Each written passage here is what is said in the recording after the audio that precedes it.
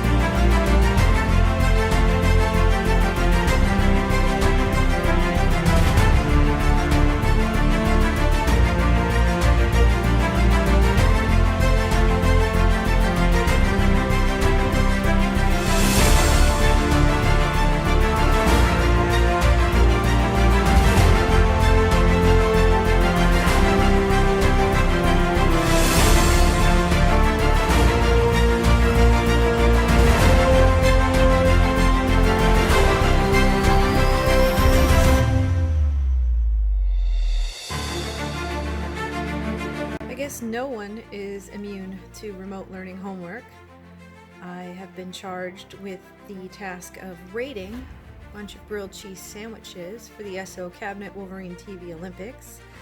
And these sandwiches I will never actually get to eat or taste. And you must be wondering, what qualifies an English teacher to rate a bunch of grilled cheese sandwiches? Well, all you have to do is look at my photo in this year's observatory there it is, my school yearbook photo. So, proof positive, I'm more than qualified. So Samama said all I have to do is rate each sandwich 1 to 10 and that's it, move on.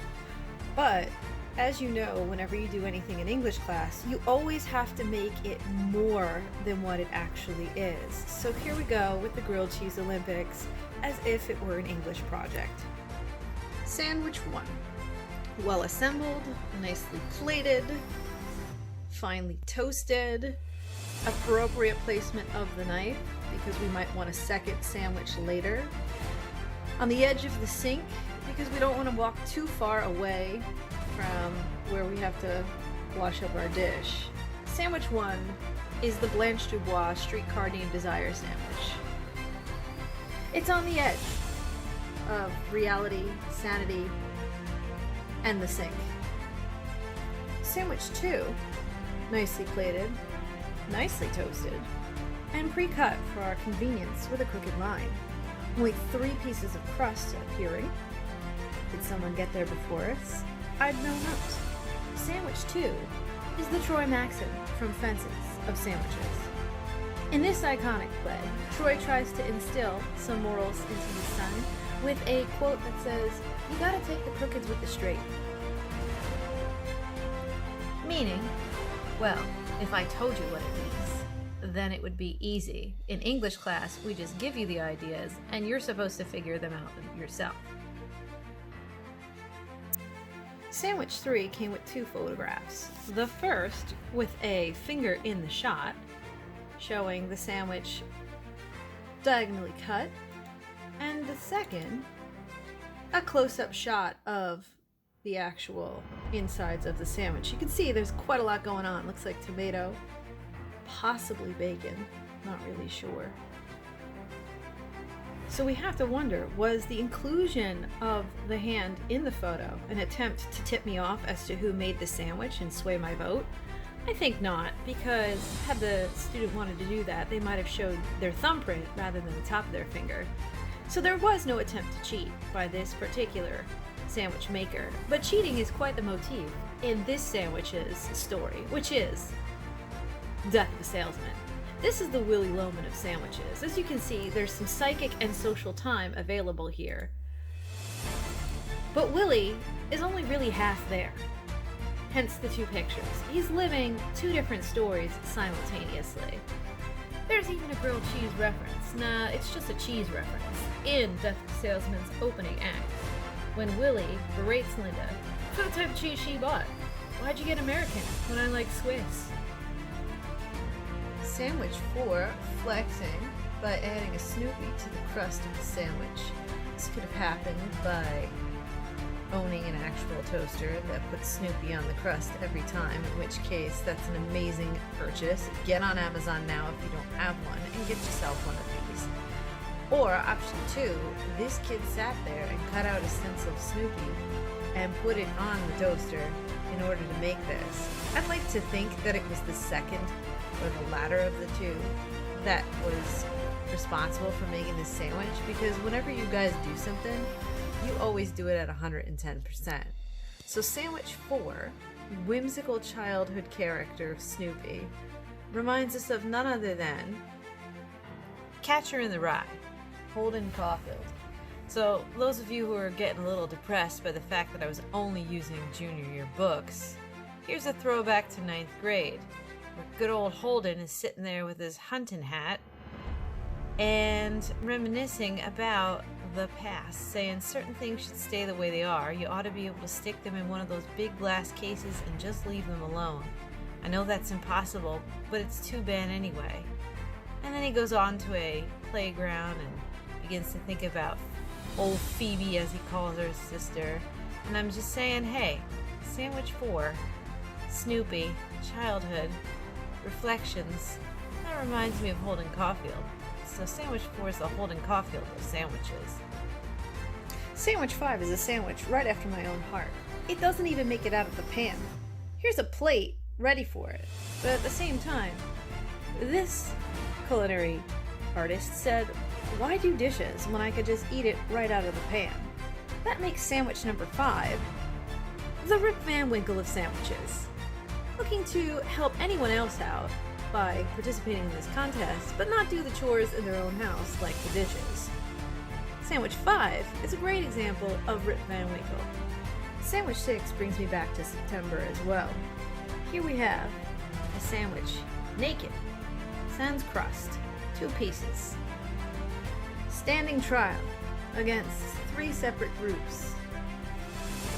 This sandwich is the Hester Prynne and Pearl of the Scarlet Letter. Ostracized by society, vulnerable, defenseless, on their own. Excuse the stock photo watermarks. This had the most vibrant colors.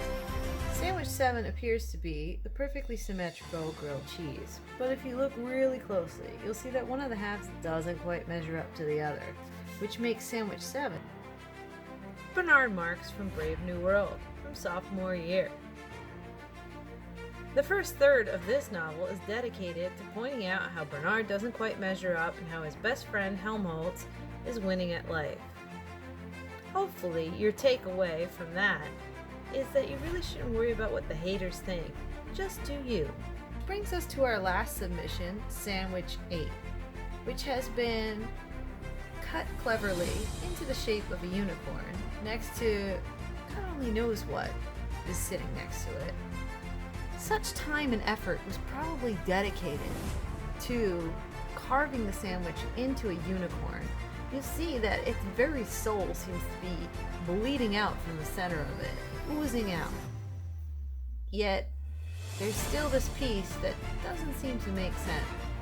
So Sandwich 8 can be none other than the piece de resistance of the senior curriculum, the college essay, where you start out thinking you're creating a unicorn, and then sometimes you end up with something there and you're like, what's that all about? Until you realize, just write something honest and true, and it becomes a real unicorn, just like you. Those of you who read the directions know that I have to give a numerical score for each of these sandwiches, despite all the time I've just wasted making this a bigger deal than it needs to be. So fine, I will do that. Here's some ratings for the sandwiches. Now, those of you who know me know that I can't do math. So I'm gonna leave these up here and you can figure out if it's true that when I say that they all equal 10, except for Sandwich 8, which I gave an 11, because the seniors should get to come out ahead in something this year, shouldn't they?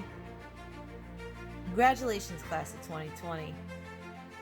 And nice job for all of the contestants of the grilled cheese sandwich competition.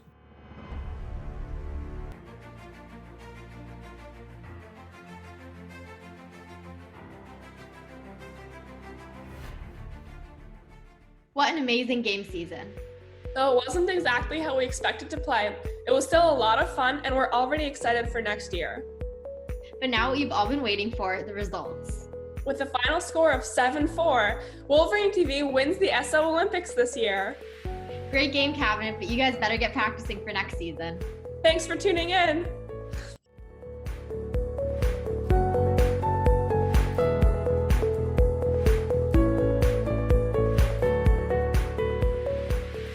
Thanks for watching.